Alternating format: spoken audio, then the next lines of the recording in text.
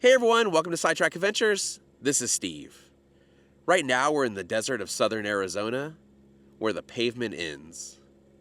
On October 9th, 1995, the Sunset Limited passenger train was en route to Los Angeles when it suddenly plunged off the tracks and into a ravine about 21 miles from here. To this day, the mystery of who did it and why is unsolved, and there is a reward of over $300,000 available. But like a lot of things in the desert, this story gets weird. Today, we're going to be taking a look at the mystery of who derailed the Sunset Limited. We are starting our journey today right outside of the town of Hyder, which is pretty much a ghost town at this point. Before we head out, I want to take a quick look at the train tracks. For reasons we'll get into, these tracks haven't been used in quite some time. They are completely covered in places now, and some of the bridges appear to be out, but where we're heading today is about 21 miles in this direction, out into the middle of nowhere.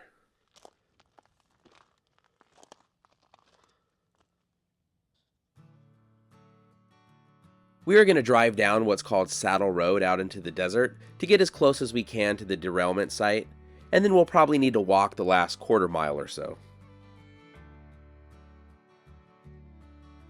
The Sunset Limited was derailed in 1995, but this story really begins in 1939 with another train derailment that remains unsolved to this day. On August 12, 1939, the city of San Francisco train derailed outside of Harney, Nevada, killing 24 passengers and injuring 121 others. The city of San Francisco was a cross-country train that traveled between Chicago, Illinois, and Oakland, California. Shortly after leaving Carlin, Nevada, heading west towards Oakland, the engineer, in an effort to get back on schedule, increased the train's speed to 90 miles per hour. At 9:33 p.m., the train hit a patch of rail that had been deliberately moved out of alignment and camouflaged with brown paint and tumbleweed, derailing the train while it crossed the No. 4 bridge in the Humboldt River Gorge. 5 cars of the train were completely destroyed.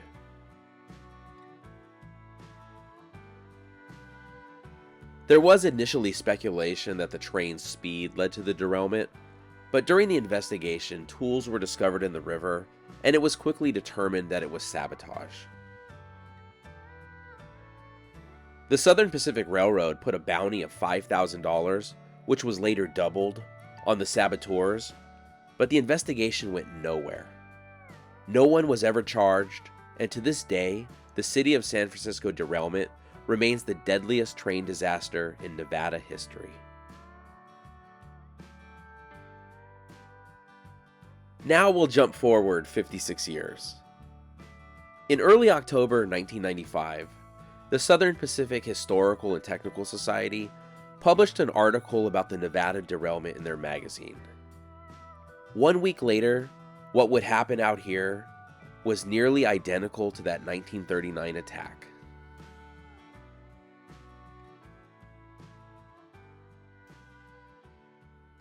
We are really out in the middle of nowhere here. But this is definitely a good place should someone want to do bad things.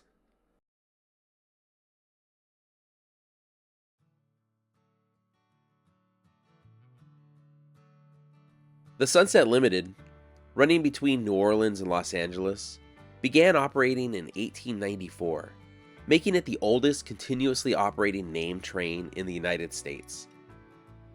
Between 1993 and 2005, the train line was extended to Miami, Florida, making it a coast-to-coast line, but after Hurricane Katrina, it went back to having New Orleans as its eastern terminus. The line was very popular from the start.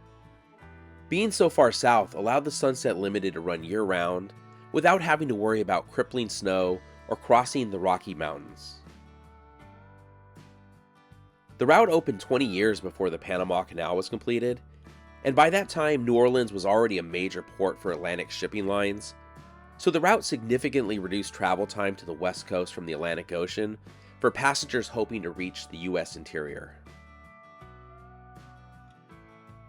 From 1894 to 1971, the Sunset Limited was operated by Southern Pacific, and since 1971, it's been operated by Amtrak.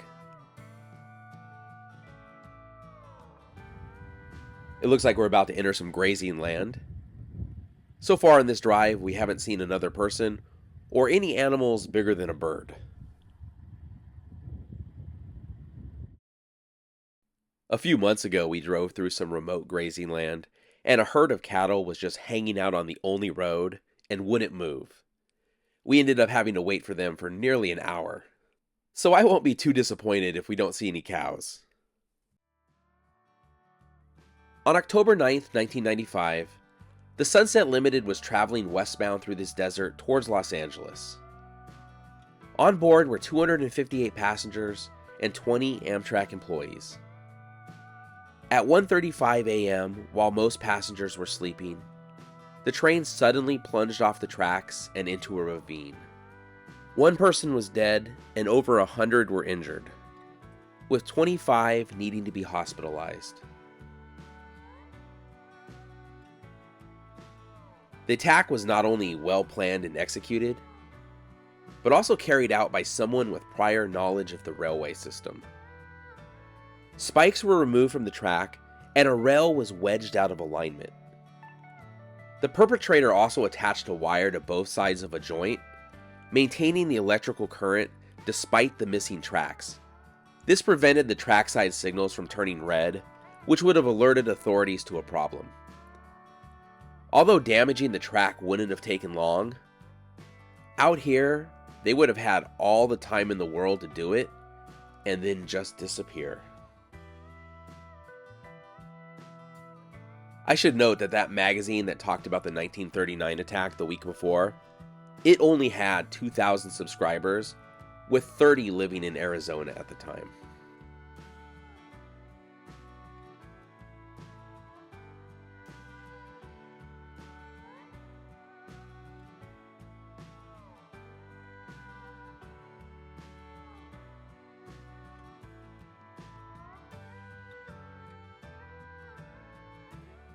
We're only a few miles away from the derailment site now, but this road is really starting to take a turn for the worse.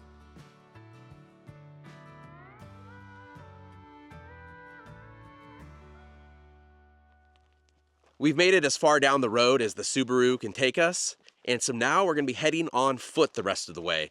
And that just goes to show you just how out of the way this place is. I put my car through a lot. Probably more than I should, but I don't think it was going to make it up this.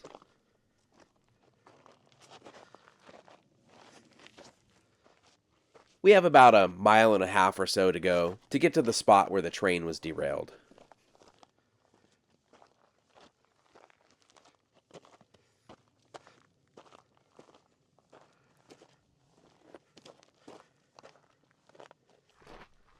Getting back to the derailment, 4 typewritten notes attacking the ATF and the FBI for the 1993 Waco siege, criticizing local law enforcement, and signed Sons of Gestapo were found near the scene of the wreck.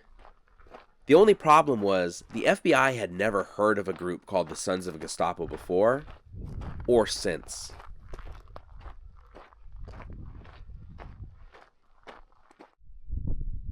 Here's our first look at the bridge where the derailment happened off in the distance. There are no roads that actually go to the bridge, so we're heading cross country now.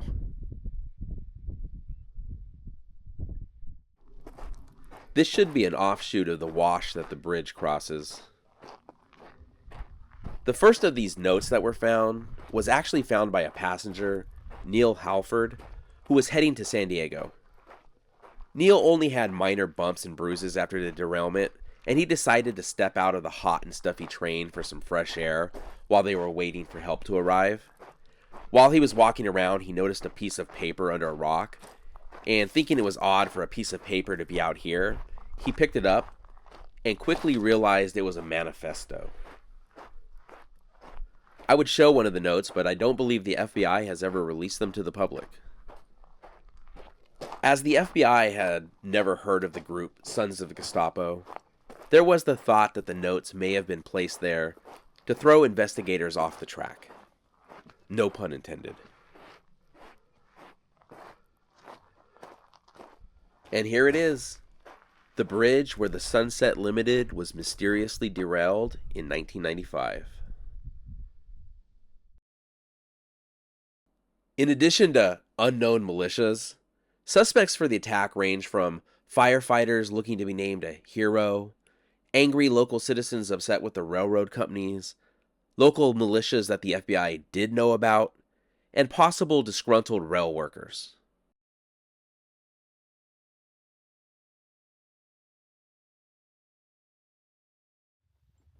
There was one person who was thought of as a prime suspect, who had lived in nearby Hyder at one point, had issues with the railroads, and the FBI went as far as to raid his house, but he was never charged. I'm not expecting that we'll find any clues out here. After the crash, more than 90 federal agents covered every square inch of terrain, looking for anything and everything. But we can still see some evidence of the derailment. Here's a piece of the retaining wall that was broken off when the train hit it.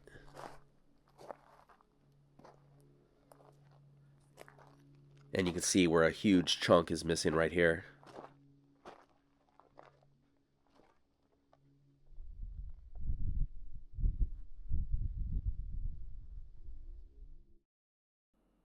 As you can guess by the effort it took for us to get out here, it took quite some time for emergency services to arrive after the derailment.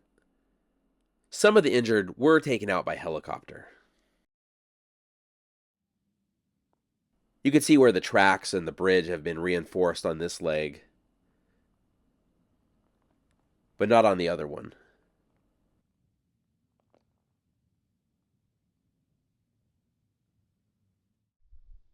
It looks like this bridge was painted by Paint Gang Number 3 in July 1960.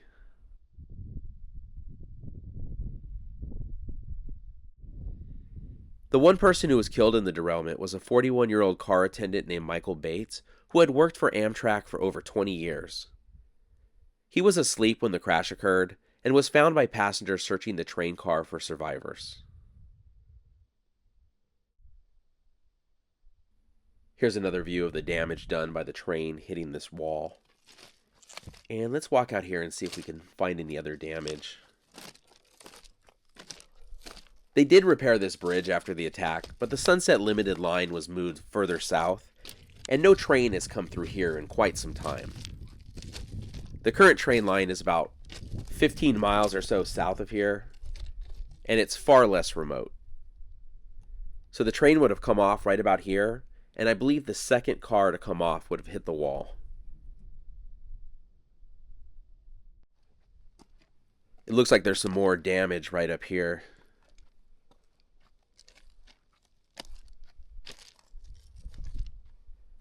When this train was derailed, apparently the last train to pass by here before it was about 18 hours prior. And apparently whatever they did to derail the train only took a few minutes. So whoever did this had a lot of time to do it and then get out of here. If the mysterious notes aren't weird enough, the story does get a little weirder. Of course, with any unsolved mystery, there has to be conspiracy theories.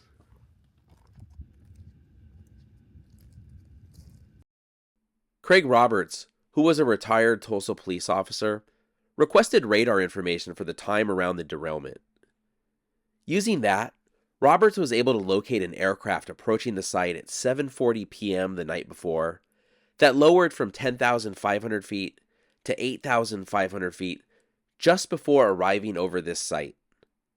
It then turned southwest and headed towards San Diego. The radar information wasn't able to tell if the object was a plane or a helicopter. To try and get more details, Roberts requested information from the DEA who had an aerostat balloon near Yuma, Arizona. This would have allowed for additional information about the craft, but it turned out that for some reason, every aerostat balloon in the area had been taken down for maintenance at the same time that night. Then there are the campers and hikers who reportedly saw parachutists in all black. So you can see where this theory's going. Of course, it is worth noting that the Army's Halo School, which is a special operations parachute school, is at the nearby Yuma Army Proving Grounds. But seeing any parachutists in this area wouldn't be normal. I always believe that the simplest explanation is the most likely, and my guess is that it was someone that was mad at the railroad, and the notes were left to throw the investigation off. You can see here where the newer rails that were put in during the repairs end, and the older rails return.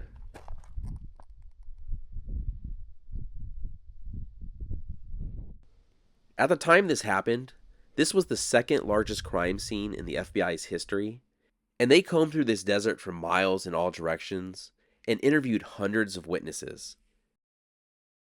But this case is still unsolved and open, and there is a $310,000 reward for any information that leads to a conviction.